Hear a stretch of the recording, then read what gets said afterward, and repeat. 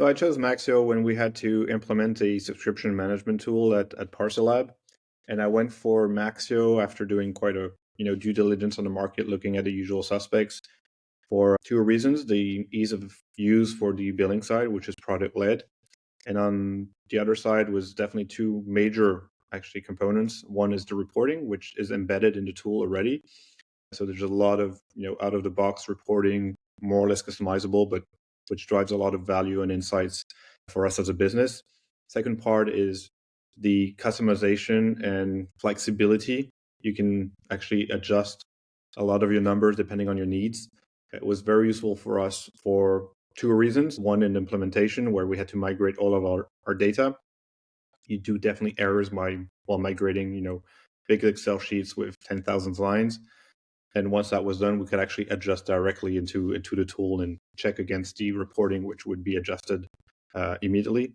Second part is also matching, same for the flexibility, is also matching any specific edge cases you might have from your customers.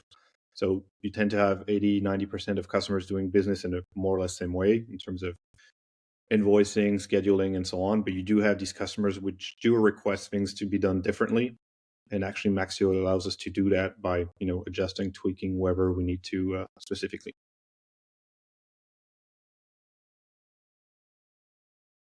I'm a strong believer on actually best of breed in terms of tools. A lot of tools offer different modules that would cover most of the use case. In our case, Upflow, and I've been using Upflow in the past, was a no-brainer simply because the ease of use, collaboration, flexibility as well, when you can do various workflows, which could meet different business users or different type of customers, different scheduling as well, and how you want to reach out. So for me, that was kind of very easy. Also for collaboration between teams, we have our customer success team, which goes on Upflow as well, where we can tag them. They can include the invoicing collection in terms of their usual conversations they have with their customers.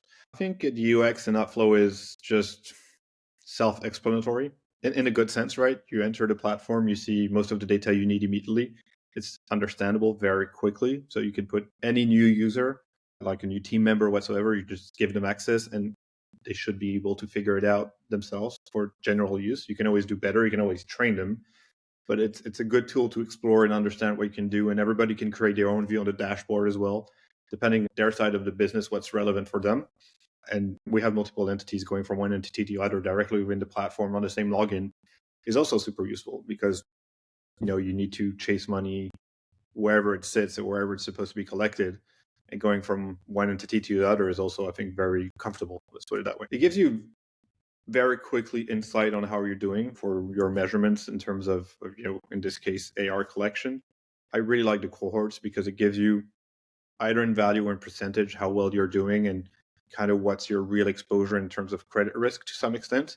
So yeah, I think that's super useful. I'm very focused on the cohorts there because you see which customers pay or how much is paid within X number of days. Let's put it that way, and it's very useful. You know who you need to hit on, so you can make analysis as well. Like, is there a specific type of customers? Is it a specific geography which actually is always paying late versus their payment terms? Is it one specific CSM that is not chasing as much as he should? So I think you can kind of tweak your dashboard depending on your needs. My needs and my view will be different from the accounting view, for instance. So I think that's quite nice to have. It's depending on your use cases. Do you use Maxio to its full capabilities? Do you have a product-led company or more sales-led? I think you can probably have a difference there. But definitely for me, the fact that Upflow is, external tool which synchronizes directly, depending on the tools you have, but it has quite an extensive list of integrations or custom integration as well, which we've done. We've done both actually, to be honest. So it works in every side, and I can testify for that. But I think it's just a simplicity of use. The UX is just so easy. And collaboration, again, you can invite other people into Upflow without having to inviting them into your reporting subscription tool, which is always a bit tricky. You don't want to give too much access. It's not that ease of use for non-financial people, I put it that way. Whereas Upflow, it's straight to the point, and they only need to focus on that. But collaboration clearly is one of them I would recommend to look into, plus the dashboards. Those are two top topics.